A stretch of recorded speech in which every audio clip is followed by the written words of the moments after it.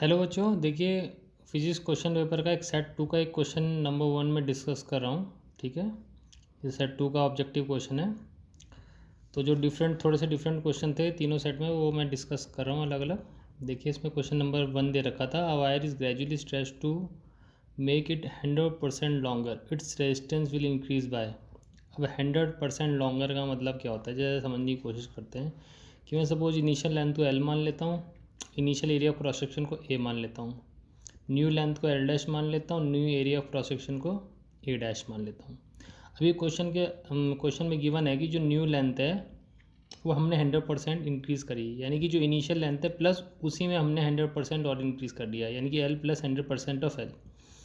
तो ये अगले स्टेप में आ जाएगा, L dash equals to L plus 100% का मतलब कितना हो जाएगा 100/100 इंटू एल।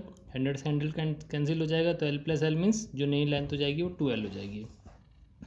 अब देखिए जो वायर का वॉल्यूम रहता है वो कांस्टेंट रहता है। ठीक है, तो जो इनिशियल एरिया और लेंथ का जो प्रोडक्ट होगा वही फाइनल एरिया और लेंथ के प्रोडक्ट के बराबर होगा। तो इनिशियल एरिया ए था, लेंथ एल है, फाइनल एरिया ए डैश है, लेंथ एल डैश है। तो A L equals to A dash into जो एल डैश है वो कितना है 2L के बराबर है, तो एल से एल कैंसिल हो जाएगा, तो न्यू एरिया कितना हो जाएगा A/2 मीन्स लेंथ बढ़ी तो एरिया क्रॉस सेक्शन उसी रेशियो में घट गया।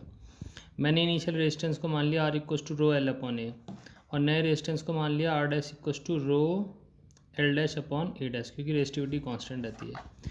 अब देखिए R dash new resistance rho as it is रखा, एल डैश को मैंने कितना ले लिया 2L, ए डैश को मैंने कितना ले लिया A/2, क्योंकि मैं ऑलरेडी निकाल चुका हूँ यहाँ पे इन दो स्टेप्स में।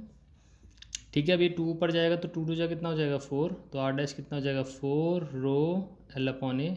रो एल अपॉन ए किसके बराबर है, इनिशियल रेजिस्टेंस R के बराबर है, तो R डैश कितना हो जाएगा 4 टाइम्स ऑफ R, मीन्स कहने का मतलब है कि रेजिस्टेंस बढ़ रहा है, that means R dash upon R कितना हो जाएगा 4। ठीक है, अब देखिए यहाँ पे मैं सिंपल निकाल रहा हूँ परसेंटेज इंक्रीज इन रेजिस्टेंस, तो जिसका फॉर्मूला होता है new resistance minus initial resistance upon initial resistance into 100%।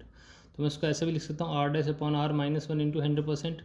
अब R डैश अपॉन R मेरा निकल चुका है, 4 निकल चुका है, तो 4 माइनस 1 इंटू 100%, तो 4 माइनस 1 कितना हो जाएगा 3, तो इसका सिंपल आंसर कितना आ जाएगा 300%। दैट मीन्स जो करेक्ट ऑप्शन है वो यहाँ पे कितना हो जाएगा 300% will be the correct option. ठीक है बच्चों, तो आपको आई होप ये बात समझ में आ गई होगी।